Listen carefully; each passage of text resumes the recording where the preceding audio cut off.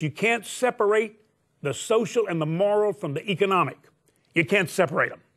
You can't separate what happens in marriage and in families from how it affects everything in American life, including the economic.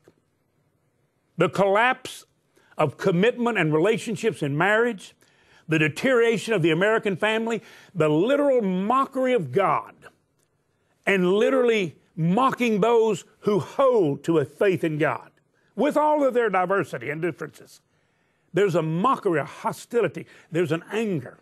There is a force of evil. We are living in a day when we are actually going to have to choose between the forces of light and darkness, good and evil, right and wrong. It's not left and right, it's right and wrong. We've got to make choices. We've got to choose who we're going to serve. I really believe this is the most critical year. I've been alive 68 years.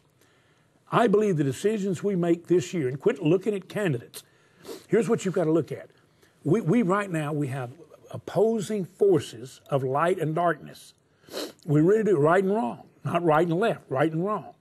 We have opposing worldviews where either God is at the top or man is at the top, where we literally, now think about what I'm saying, we're going to put God on top and leave him there and see him as our source and need divine providence, as our founders understood it, to direct our steps, or we're going to go back to Pharaoh, to some form of worldly power that we put in place and that we erroneously trust and find ourselves in bondage, just like they did in the Soviet Union, just like we're seeing nations in Europe who are drifting totally into being under the control of ungodly forces.